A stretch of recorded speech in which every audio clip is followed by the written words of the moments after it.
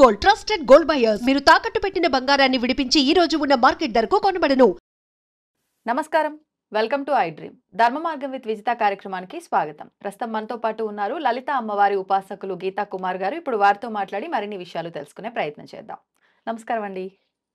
శ్రీ గురుభ్యో నమః. శివాన్వితాయే చ శివాన్వితాయ నమః శివాయ చ నమః శివాయ. శ్రీమాత్రే నమః. చాలా మంది ఎన్నెన్నో సమస్యలతో ఇబ్బందులు పడుతూనే ఉంటారు. ఎక్కువగా ఆర్థికపరమైన సమస్యలు, ఈ ఫైనాన్షియల్ మ్యాటర్స్‌లో అంటే సరిపోను సంపాదన ఉన్నప్పటికీ దాన్ని బ్యాలెన్స్ చేయలేక ఇబ్బంది పడేవాళ్ళు ఉంటారు. లేదు అనంటే నిజంగానే వాళ్ళకు సరిపోయేంత ధనం రాక ఇబ్బంది పడేవాళ్ళు ఉంటారు. ఏ రకంగా చూసినా గూడా ప్రతి ఒక్క ఇంట్లో గూడా ఖచ్చితంగా ఆర్థికపరమైన ఇబ్బందులైతే ఉంటూనే ఉంటాయి. మరి వాటి నుంచి ఇంక మేము బయట పడతామా? లేదా ఇంకింతేనా మా జీవితము అని ఆలోచిస్తూ ఎంతో డీప్‌గా ఎళ్ళిపోతూ ఉంటారు చాలామంది. అటువంటి వారికి ఏదైనా ఉపశమనం కలిగించే విధానం ఉంటే వివరించండి. సరే అమ్మా. ఆర్థిక సంక్షోభం అనేది పెనుభూతం లాంటిది. అవును. ప్రతి ఒక్కరి జీవితంలో మనకి ఏదో ఒక లోటుపాటు అనేది ఖచ్చితంగా ఉంటుంది. హ్మ్. మనం ఎంత సంపాదించినా కూడా దానికి సరిపోతుంది. హ్మ్. అంటే ఉన్నారు బాగుండేటోళ్ళు. సాదా సీదా ప్రజల కోసం మనం ఇప్పుడు ఒకటి మాట్లాడుకుందాం. హ్మ్.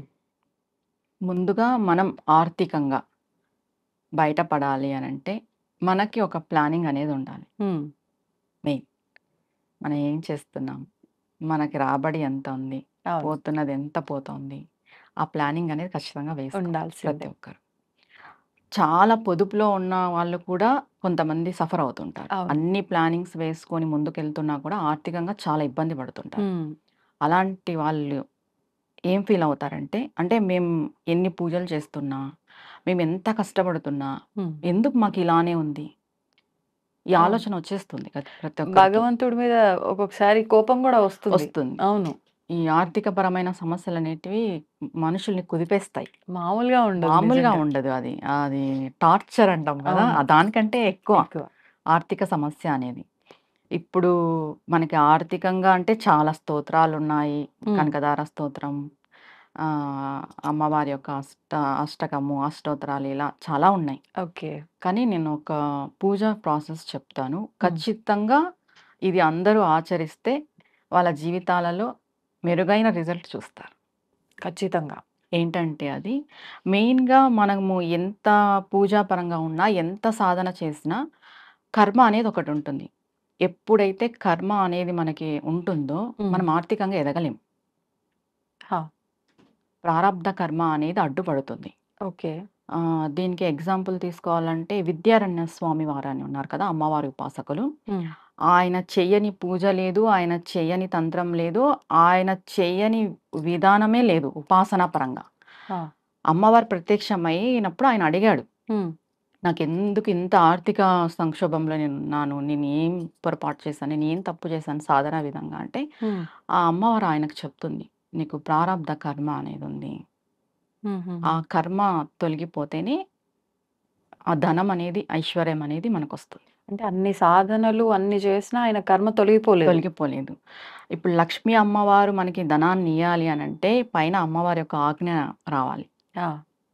లలితా పరాభట్టారిక యొక్క ఆజ్ఞ అనేది రావాలి. ఆ! ఆజ్ఞ వస్తే అమ్మవారు ఇచ్చేస్తది.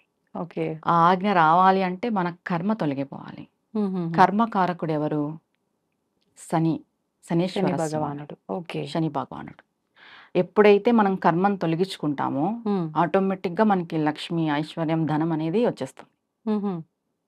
కానీ ప్రారబ్ధ కర్మ. ఐశ్వర్య ప్రదాత శివుడు అని అంటూ ఉంటారు గదా! అవును. అంటే కర్మ అడ్డుపడుతుంది కదా! ఓకే. ఐశ్వర్య ప్రదాత శివుడు, అమ్మవారే. హ్మ్. మనకి కర్మ బ్యాడ్ కర్మ ఉండేటప్పుడు ఆ! మనం ఏం పొందలేం. ఓకే. మంచి రిజల్ట్ అనేది అంటే ఉండదు. కొన్నిసార్లు దగ్గర దాకా వచ్చింది, పోయింది ఇట్లాంటివి అంటూ అంటే ఉంటారు. పుట్టుకతో ప్రతి ఒక్కరికి భగవంతుడు ఒక ఖజానా అనేది పెట్టింటాడు. ఆ! మనకి ఇది మన లైఫ్ లాంగ్ ఈ ఖజానా అనేది రాసి పెట్టింటాడు. హ్మ్. ఆ ఖజానాని మనం చేరుకోవడానికి ఈ సాధన అనేది మనకు ఉపయోగపడుతుంది. ఓకే. కొంతమందికి పూర్వజన్మ సుకృతం మంచి కర్మ వల్ల ఆటోమేటిక్‌గా వచ్చేస్తుంది ధనం హ్మ్. అనేది హ్మ్. జీవితంలోకి. కొంతమందికి పూర్వజన్మ కర్మఫలం వల్ల వాళ్ళకి రాసి ఉన్నా కూడా అందదు. ఆ! ఓకే. మరి అంటే ఎలా ఇప్పుడు ఈ కర్మని మనము తొలగించుకొని ముందుకెళ్ళాలి అంటే ఏం చేస్తే ఏం తొలగిపోతుంది? చేస్తే తొలగిపోతుంది అంటే, శనివారం రోజు హ్మ్. జమ్మి చెట్టు జమ్మి వృక్షం. జమ్మి వృక్షం ఉంది కదా! శని కారకుడు. ఆ! శనికి జమ్మి వృక్షం మనం తీసుకుంటాం. ఓకే. ఓకే. జమ్మి వృక్షం ముందు మనం కూర్చొని ముగ్గు 8 దీపాలు పెట్టుకునేలాగా ముగ్గు వేసుకోవాలి. ఆహా! ఓకే. చతురస్రంలో ముగ్గులోనే అష్టచతురస్రం. దీపాలు పెట్టాలి. అష్టచతురస్రం వేసుకొని చెట్టుని జమ్మి వృక్షాన్ని మనం మధ్యలో పెట్టుకొని పసుపు, కుంకుమ, పంచోపచార పూలు, గంధము అన్ని అలంకరణ చేసుకొని జమ్మి వృక్షానికి లలిత సహస్రనామం పారాయణం చేయాలి.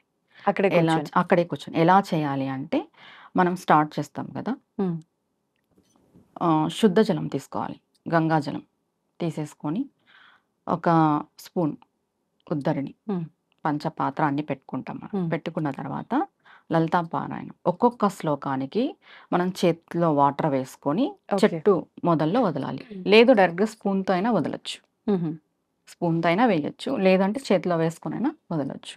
ఇప్పుడు ఎలా అంటే శ్రీమాత శ్రీ మహారాజ్ని శ్రీమ సింహాసనేశ్వరి చిదగ్నికుండ సంభూత దేవకార్య సముద్యత అని చెప్పేసి వాటర్ వేసుకొని జమ్మి చెట్టు మొదల్లో వదలాలి.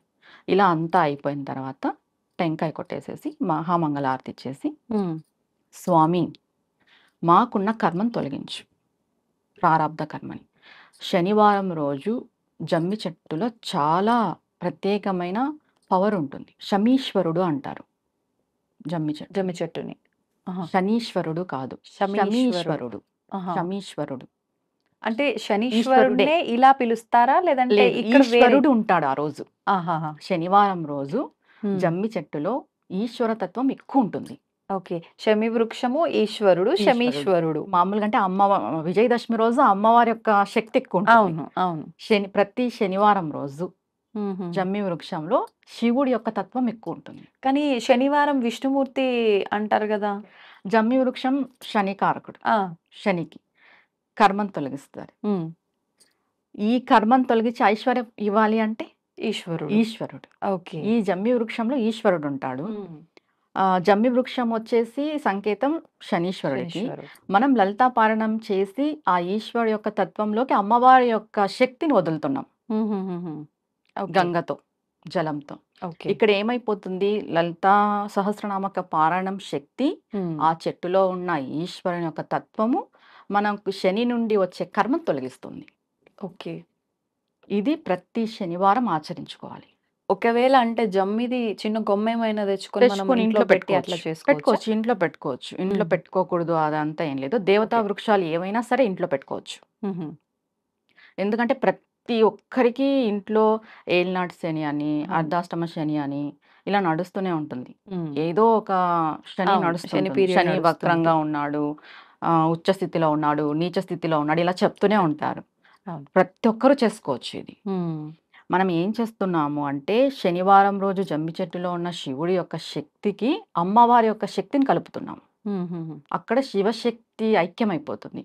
ఆ శక్తి వల్ల మనకి కర్మ తొలుగుతుంది. ఏ సమయంలో చేయాలన్నారు ఇదంతా కూడా? ప్రదోష టైంలో చేసుకోవచ్చు. సాయంకాల సమయంలో, ప్రదోష టైంలో. ఇప్పుడు ఆ ప్రమిదలు 8 దీపాలు అన్నారు. అంటే శని అంటే నువ్వుల నూనె కదా, నువ్వుల నూనెనా నెయ్యి వేసి పెట్టాలి. మనం లలితా పారాయణం చేస్తున్నాం కాబట్టి నెయ్యి వేసి పెట్టాలి. ఓకే. నెయ్యి దీపాలు. ప్రమిదల లేదంటే పిండితో చేసి? లేదు, ప్రమిదలే. పిండి దీపాలు ఏం కాదు, ప్రమిదలే. నైవేద్యంగా పండు ఫలం ఏదైనా పెట్టుకోవచ్చు. మన ఇష్టం అది. ఓకే. మన శక్తి కొలది. ఒకవేళ మాకు చదవడం రాదు, చదివినా మేము తప్పులుగా చదువుతామేమో అనుకున్న వాళ్ళు అక్కడే కూర్చొని విన్నా సరిపోతుందంటారా, లేదు ఖచ్చితంగా చదవాల్సిందే? శ్రీమాత్రే నమః అని 1008 టైమ్స్ 1008 సార్లు ఓకే లలిత సహస్రనామం ప్లే చేసుకుంటూ శ్రీమాత్రే నమః అనే మంత్రాన్ని 1008 సార్లు చేస్తూ వాటర్ వదులుకోవాలి. ఓకే. అంతే. మామూలుగా అంటే లలిత సహస్రనామం చేస్తూనే చెయ్యాలి. ఇంకా మనకి చదివేకి రాని వాళ్ళు కూడా ఉంటారు కదా, వాళ్ళ గురించి కూడా మనం ఆలోచన చేసి ఇది దానికి రీప్లేస్. ఓకే. ఇంకా అమ్మవారి నామమే కాబట్టి అంటే 1008 సార్లు శ్రీమాత్రే నమః అనుకుంటే ఒక్కసారి పారాయణం చేసిన ఫలితం వస్తుంది కాబట్టి అలా. ఓకే. ఓకే. ఇంకా అంటే ఇంకా ఏదైనా ఆచరించాల్సిన విధానం ఉందా? ఇంతవరకే సరిపోతుంది. ప్రదోష కాలంలో 8 దీపాలు వెలిగించి లలితా సహస్రనామ పారాయణం చేసుకోవాలి. ఓకే. పుష్పము, గంధము, పంచోపచార జమ్మి పంచోపచార చెట్టుకు పూజ. చేసుకొని శక్తి కొలది నైవేద్యం పెట్టుకొని హ్మ్. హారతి తీసుకోవడమే. ఆ రోజు అంటే పొద్దున్న నుంచి గూడా మళ్ళీ ఏమన్నా నియమాలు పాటించడం, ఉపవాసంలో ఉండటం అలాంటివి చేయాలంటారా? ఉపవాసం అనేది ఆరోగ్యరీత్యా చెప్తా నేను. ఓకే. ఉండదలుచుకుంటే ఉండొచ్చు. హ్మ్. లేదా లేదు. హ్మ్. బ్రహ్మచర్యం అయితే పాటించాలి. ఆ రోజు పూజ చేసుకున్న రోజు కూడా బ్రహ్మచర్యం పాటిస్తే చాలా మంచిది. ముందు రోజు, ఆ రోజు. హ్మ్. ఓకే. ఈ నియమాలు ఈ సరిపోతాయి. నియమాలు సరిపోతాయి. ఖచ్చితంగా ఆర్థికంగా మనం మెరుగుపడతాం. ఇలా ఎన్ని శనివారాలు చేయాల్సుంటుంది? ఎన్ని శనివారాలని కాదు. మన కర్మ ఎప్పుడు తొలుగుతుందో మనకు తెలీదు. హ్మ్. హ్మ్. ఎన్ని శనివారాలైనా చేసుకోవచ్చు. ఇన్ని ఓకే. అనేది లిమిట్ లేదు. ఓకే. ఇప్పుడు మనకి చాలా ప్రారబ్ధ కర్మ హింసిస్తుంటుంది. హ్మ్. హ్మ్. ఇన్ని చేస్తేనే తొలుగుతుందని మనకెలా తెలుస్తుంది? తెలీదు. ఒక్కొక్క టైంలో ఒక వారం చేసిన తర్వాత కూడా మనం ఆర్థికంగా మార్పు బయటపడొచ్చు. తెలుస్తుంది. ఆ! మార్పు చూస్తాం. అవును. ఒక్కొక్కసారి 7, 8 వారాలైనా కూడా తెలియకపోవచ్చు. అవునండి. అది మన కర్మానుసారం జరుగుతుంది. హ్మ్. పూజ హ్మ్. అనేది ఇంత అని లిమిట్ లేదండి. ఓకే. చేసుకుంటూ పోతే మనం మంచి రిజల్ట్ చూస్తాం. అంటే మనం పెద్దగా నియమాలు పాటించేది గూడా ఏమీ లేదు ఏం లేదు. గాబట్టి పోయిందేముంది ప్రతి శనివారం అట్లా చేసుకుంటూ ప్రదోష పోతే టైంలో చేసుకుంటే సరిపోతుంది. హ్మ్. సంతోషమండి. నిజంగా ఆర్థిక సమస్యలతో ఇబ్బంది పడుతున్న ప్రతి ఒక్కరికి ఒక మంచి ఊరటే అనుకోవచ్చు ఈ విధానం అంతా కూడా. ధన్యవాదాలండి. నమస్తే అమ్మా. నమస్తే. And for more videos, Please subscribe to iDream. Please subscribe to iDream. Please subscribe iDream. And please subscribe to iDream. For more videos, subscribe to iDream. please like, share, and subscribe to the channel. Congratulations, iDream. Subscribe to iDream. Subscribe to iDream. So subscribe to iDream Media. iDream ki iDream team అందరికి huge congratulations. Please subscribe iDream Media. Please subscribe to iDream. Subscribe iDream. Please subscribe to iDream. iDream అంటే నా కళల ఛానల్ను subscribe చేసుకున్న నోరు తిరుగుతలేదు మీరైతే గంట గుర్తు కొట్టండి. For more such videos, please subscribe to iDream. Subscribe to iDream. Please subscribe to iDream. Please subscribe iDream Media. Please do subscribe to iDream. Please subscribe to iDream Media. For best entertainment and information please subscribe iDream. And don't forget to subscribe to iDream.